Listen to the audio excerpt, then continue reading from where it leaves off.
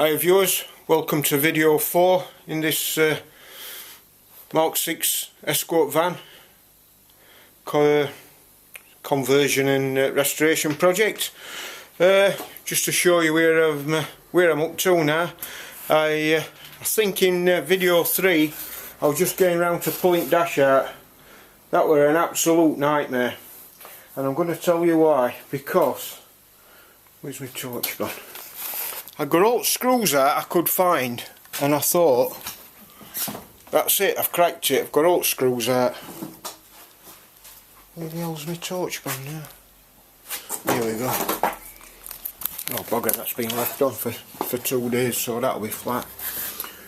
Yeah, so I've got all the screws out of this dash, and it just wouldn't budge.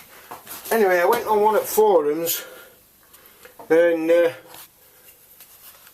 I don't know if you can make that out, but there's a plastic plug in there, and there's one screw underneath there, goes in there. What a bugger. And I'm trying to rag dash out, and didn't realise there were a screw under there. So a word of warning, if you're going to pull your dash out, take that bugger out, it makes it a lot easier. So yeah, dash is out. Gutted about leaving the torch switched on. And this is what mess it leaves when you pull that bloody dash out. Now, I had to pull dash out to get rubber mat up because dash were holding rubber mat up. Floor ain't great, but it's not that bad. I've got an issue there. I'm going to have to put a plate in there. That goes into chassis rail underneath. I'm going to have to sort that out. Other side's not too bad. That inner sill there is a bit holy, a bit religious, so that's going to need some looking at. Rest of it's just surface rust, but that's bad. And it's same at this side. I've already plated outside, but I couldn't get to that for inner sill. But there's like a middle sill, should I say, so that's got to be sorted out. Down bike, it looks bad, but that's just surface rust because it was just pulled in water underneath here. Now I said in my last video I couldn't fathom out where water were coming from. I'm pretty convinced that it's come from battery tray. Having said that, it were bad in this side, and also battery tray wouldn't let water into this side, it had just been that side. But once I've welded it all up, and before I put carpets in, I'll take it outside and I'll get a good clean down with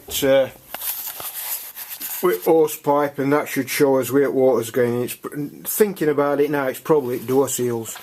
But yeah, what a ball ache this is going to be changing over to that Z-Tech engine, because full wiring harness has got to come out at Z-Tech.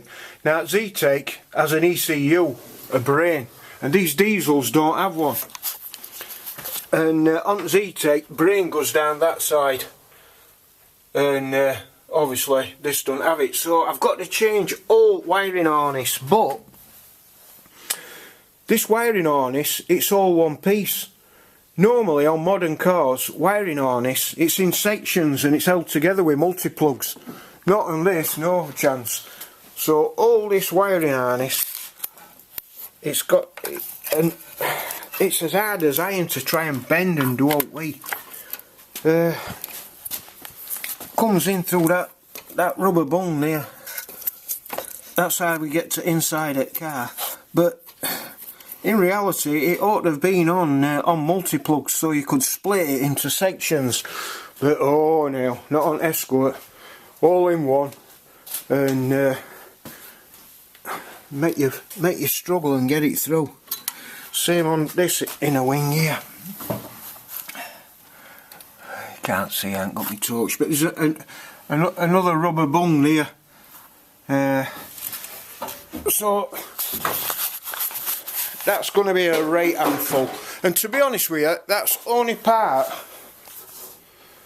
of this conversion what's phasing me. I mean, I've done loads of conversions before on older cars, but none what's had all electronic gubbins what these buggers have had. I've dropped that subframe's still got power steering rack bolted to it, but I'm going to have to strip that down because I'm going to send that off for powder coating because it won't fit in my powder coating oven. So that's all got to be stripped down because that's in a right angle. And I managed to get that other wishbone out, but they're both absolutely rotten. As one of my subscribers says, I'm surprised it weren't covered in barnacles. And I agree with him. Absolute shambles. But I had to drop subframe out to get one of them out because one of the bolts had rounded off. This bugger, it were rounded off. I couldn't. There were no way with it coming out. It was as tight as buggery. I've had to cut bolt nut off it because it had seized up nut. I'd tried to undo it, and obviously I finished up stripping that. So I had to drop subframe out because that's recessed, so they can't get to that. So I couldn't just chop that off. So I had to drop out subframe, which it was going to come off anyway, and cut head off that. So I need 4 of them now, because and they're high tensile, so they'll not be cheap. All 4 of them's buggered really. So that's just a quick update onto where I am now. It don't look like I've made much progress from video 3, but I'll keep adding to this video as I make forward momentum. But all this stuff takes time. You won't believe how it eats time, and especially daft little things like that one screw holding dashing, which flummoxed me for nearly a day. What else would I? Yeah, and getting that subframe bolt out. That wishbone bolt out. Other thing I'm going to do is I don't like steering wheel on Mark 6. I prefer steering wheel on RS2000s and things like that, XR3s, but they're fetching mad money at the moment, second hand on eBay. So I've got to pencil some time in to go and have a route round scrapyards and try and find me a nice steering wheel. I'm going to have to delete airbag obviously because I've got visions that I'm going to have to go for an older one. But that is the ugliest steering wheel, never no more. So I'm going to have to do away with that and do an airbag delete. So that's where I am up to now. I'll tack a bit more on when I get a bit more done. But at the moment we're still in stripping down mode and going backwards, so it'll be a while before we start tacking some fresh metal into this. So yeah, if you don't mind, stick with us fellas and I'll be with you in a bit. Right, I'll just show you where I've got in this video for. I've now got car mounted on roller jig. As my subscribers probably know, I've done a standalone video on this jig.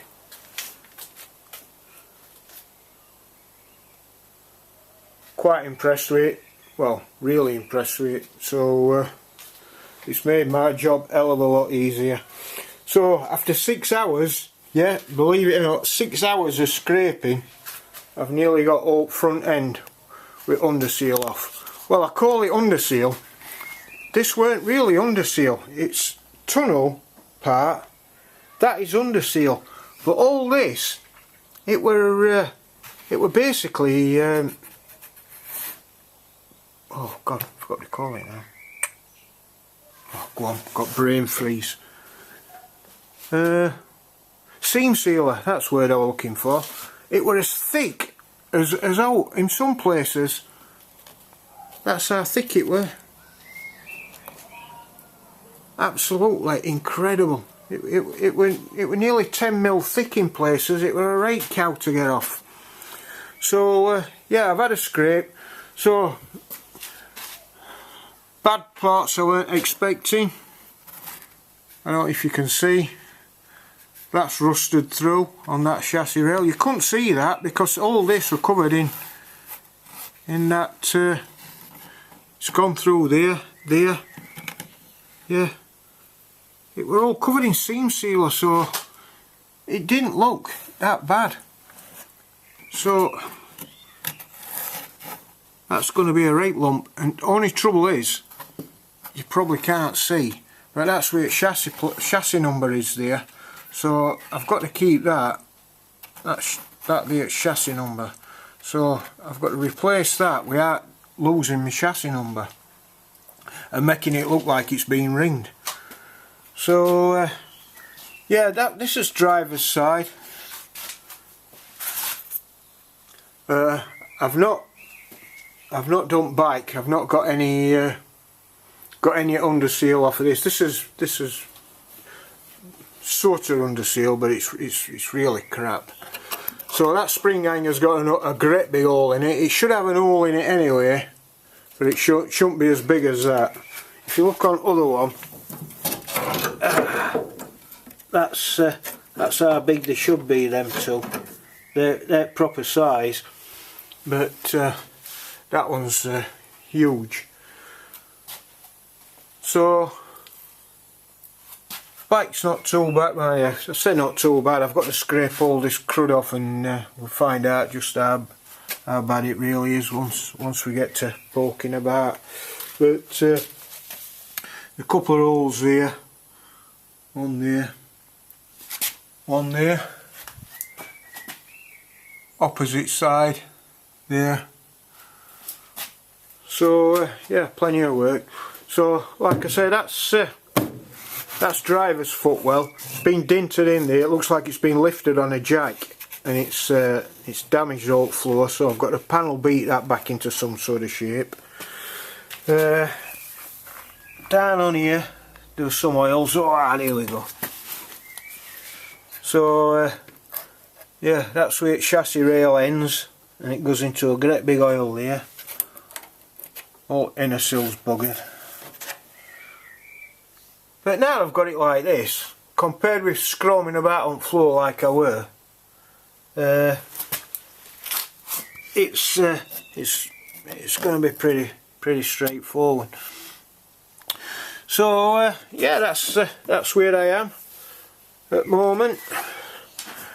This jig's really easy to turn, really easy. I don't know if I can put my phone down somewhere where I can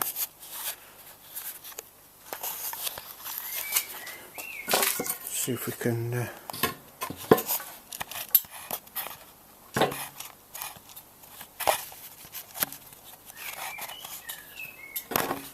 no, that's not happening.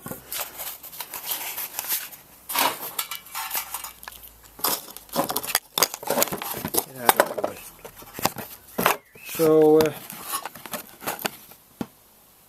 I might be too close actually there. Let's give it a go.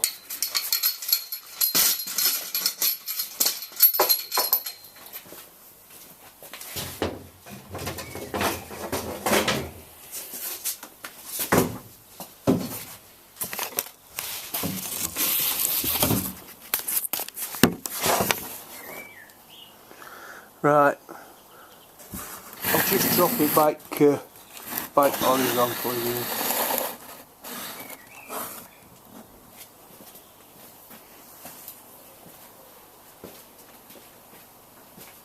So all you need to do to drop it down, just pull the pin out and let it go.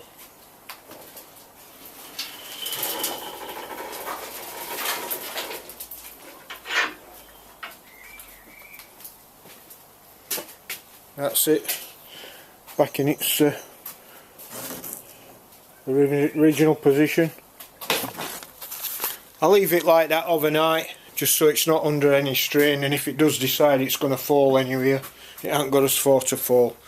Right, that's the end of video 4. Sorry there's not been much content, but I've had quite a lot on this weekend. Yeah, thanks for watching. If you enjoyed this video, give us a thumbs up. If not, give us a thumbs down. Big thank you to all my subscribers who've stuck with me. this build series, obviously it's not as popular as camper van building, so I've not been getting much in way of feedback, but hopefully some people find it entertaining. So yeah, thanks for sticking with me. See you in the next video. Thanks for watching. See you later.